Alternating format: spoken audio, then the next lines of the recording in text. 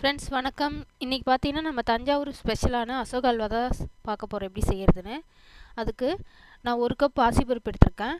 அதே கப்பில் measurement 2 cup water எடுத்திருக்கேன். நல்லா பாசிப்பருப்பு ஃபஸ்ட்டு ஒரு கடாயில் வறுத்து வாசனை வர வரைக்கும் வறுத்துட்டு அதுக்கப்புறம் 2 கப் தண்ணி ஆட் பண்ணி நல்லா மூடி போட்டுருங்க. குக்கரில் மூடி விட்டு ஒரு 5 மினிட்ஸ் கழித்து பார்த்தீங்கன்னா நல்லா வெந்திருக்கும்.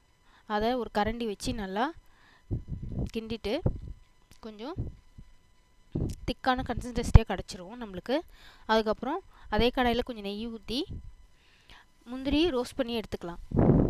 ரோஸ்ட் பண்ணி எடுத்துகிட்டு ட்ரான்ஸ்ஃபர் பண்ணிவிட்டு நெக்ஸ்ட்டு கொஞ்சம் கோதுமை மாவு ஆட் பண்ணி அதே கடாயில் கொஞ்சம் பொன்னிறமாக வர வரைக்கும் வறுத்துட்டு அடுப்பு மட்டும் சிம்லேயே வச்சுக்கோங்க. ரொம்ப தூக்கி விட வேணாம், கருகிற வாசனை வந்துடும்.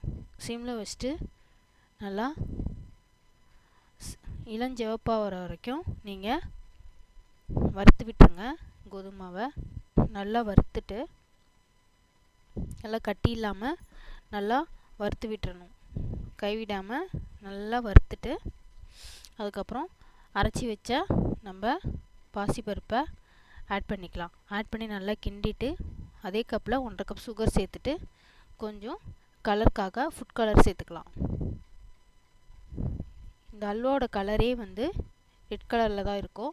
ஆனால் ரெட் கலர் ஃபுட்டே கலரே நீங்கள் சேர்த்துக்கலாம். சேர்த்துட்டு நல்லா கைவிடாமல் கிண்டி கொஞ்சம் கொஞ்சமாக நெய் ஆட் பண்ணி கொஞ்சம் கொஞ்சமாக கிண்டி விட்டுக்கிட்டே இருங்க. கிண்ட தான் உங்களுக்கு நெய்யெல்லாம் பிரிஞ்சு அல்வா கன்சிஸ்டன்சி நம்மளுக்கு கரெக்டாக கிடைக்கும். கைவிடாமல் கிண்டிக்கிட்டே இருக்கணும். நெய் ஊற்றி நீங்கள் கொஞ்சம் கொஞ்சமாக ஆட் பண்ணி நல்லா கிண்டி விட்டுக்கிட்டே இருங்க.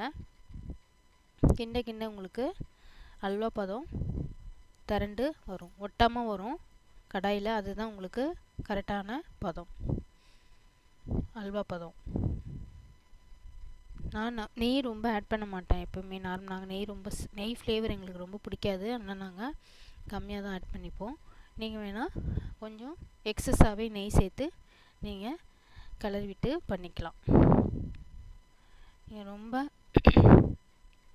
ஒட்டாமல் இருக்கணும்னா உங்களுக்கு ஒரு டிப்ஸ் சொல்ல போகிறேன். என்ன டிப்ஸ் பார்த்தீங்கன்னா, கொஞ்சம் ஆயில் நார்மலாக நீங்கள் குக்கிங்க்கு யூஸ் பண்ண ஆயில் கொஞ்சம் ஹீட் பண்ணி அந்த ஆயிலுமே நீங்கள் ஆட் பண்ணி நீங்கள் சேர்த்து நெய்யுமே ஆட் பண்ணி சேர்த்து விட்டு கலர்னிங்கன்னா உங்களுக்கு நல்லா வலுவலுப்பான நல்லா ஒட்டாமல் நல்லா நைஸான அல்வா பதம் கண்டிப்பாக கிடைக்கும். இந்த டிப்ஸை இன்றைக்கி நான் உங்களுக்கு சொல்லியிருக்கிறது. நெய் கொஞ்சம் கொஞ்சமாக சேர்த்து ஆட் பண்ணி